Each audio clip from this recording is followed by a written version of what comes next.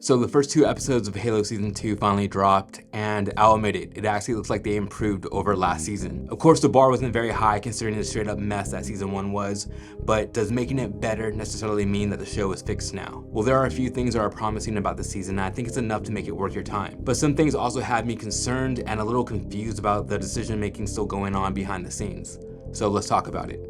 Off the bat, when it comes to things I liked about episodes 1 and 2, let me just say how good it was to hear actual Halo music, or at least a version of it, in the opening credits. I don't want to give them too much praise here since it is pretty low hanging fruit, but I did hope something would change after they hired David Weiner as the new showrunner for the series and brought on Bear McCreary to score Season 2. If you don't know, Bear McCreary also worked on a bunch of TV shows like The Walking Dead, but most important to me is that he worked on God of War 2018 and God of War Ragnarok, which had some really amazing music. So though I liked both episodes, I thought episode 1, Sanctuary, was definitely the strongest of the two. So right from the jump, we moved past that whole part about Cortana taking over Chief's body from Season 1, which was a really bad decision by the writers no matter how you cut it. Like the opening scene with Chief on the operation table and still dealing with the effects from the finale of last season lasts only about 30 seconds before we time jump to Silver Team out on a mission. Now, I don't think they've dropped that storyline entirely, and I'm sure we'll see more about what happened as the show moves on, but I'm glad they didn't make it some long, drawn-out thing to have to wrap up.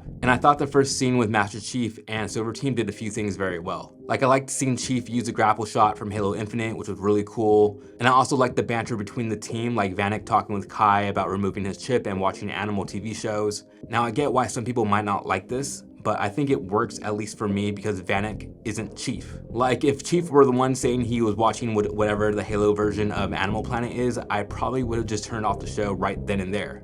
But overall, I think it's good that we can explore different things through the eyes of the other Spartans, and that continues to set them apart from each other. Them being individuals is another important part of these 2 episodes, especially when it comes to Riz, which we'll talk about in a second. But just like the first episode of Season 1, we get some action with the elites pretty early on, and I thought they executed this part really well too. The shots of the glowing energy sword standing out in the fog, the silhouette of Chief tackling and punching elites, and then the beams shooting down and glassing the planet. Trust me when I say for a few minutes I completely forgot about how bad last season was. But not long after this, we get the first interaction between Silver Team and James Ackerson. And I have to give props to the actor Joseph Morgan for his portrayal of the character so far. I really do like this new dynamic he brings to the show, in that he's someone else, someone with power, who is a little bit more of an intimate threat to Chief than even the Covenant is right now, at least before they attack Reach. But throughout both episodes, you can see that the writers are exploring the themes about mental health and the toll that combat and just being a Spartan has taken on Silver Team. And that's especially true with Riz, who is still dealing with her injury from the end of Season 1. I thought the scene with her training with the rest of Silver Team and struggling to complete the course was really interesting, and the focus on her and her physical challenges has made her, at least to me,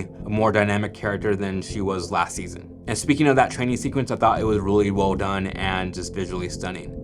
But there were also many times when the camera focused in on Riz's scars and the ones on the rest of Silver Team too. So I can imagine the writers will dive more into that as the episodes go on. Also, I think they did a much better job of dealing with Chief's helmet this time around. For the most part, he left it on and took it off during moments and scenes that actually made sense. Hopefully they learned a lesson with that, but it might be too early to know for sure at this point. But before we get into the things I didn't like about the first 2 episodes, I do want to say that even though Quan is back, I didn't hate the few scenes she was in.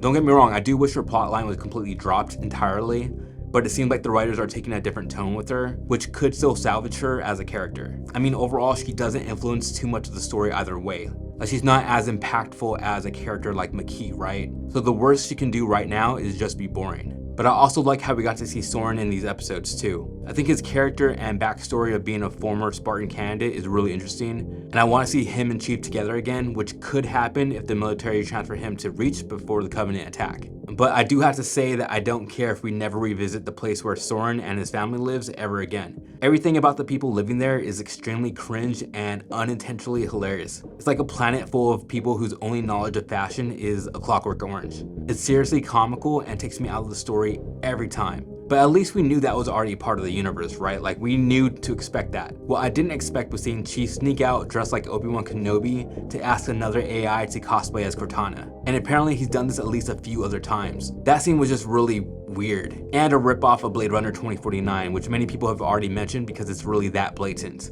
I get wanting to explore another side of Chief and what he's going through mentally, but there are other ways to get that across. On that note, I wish we could clarify if the Cortana redesign is part of what's happening in the story, or if it's just an outside decision by showrunners that the characters won't bring up. I'm sure we'll know once Chief sees her and we get to see what his reaction is, but I'm leaning on it not being part of the story since the AI Chief visits looks more like the Cortana we have now than last season's. Regardless, none of the problems I mentioned here are as big of a problem as the return of Makee, who was one of the worst parts of last season. So she died in the finale, which seemed like the perfect chance for the writers to move on from this character.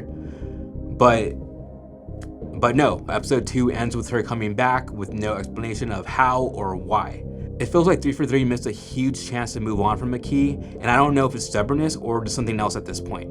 Like, taking Makee out of the equation is like the perfect example of addition by subtraction. As long as Makee is in the show, it will just be a reminder of how bad it was at its lowest point.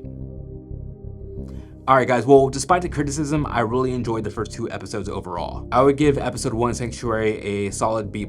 It would have been an A- if it wasn't for that weird Cortana thing at the end. And when it comes to episode 2 Sword, I'd probably give that a B-. But overall, I'm looking forward to the next few episodes way more than I did last season. And remember, this is only an 8-episode season, so we only have 6 left.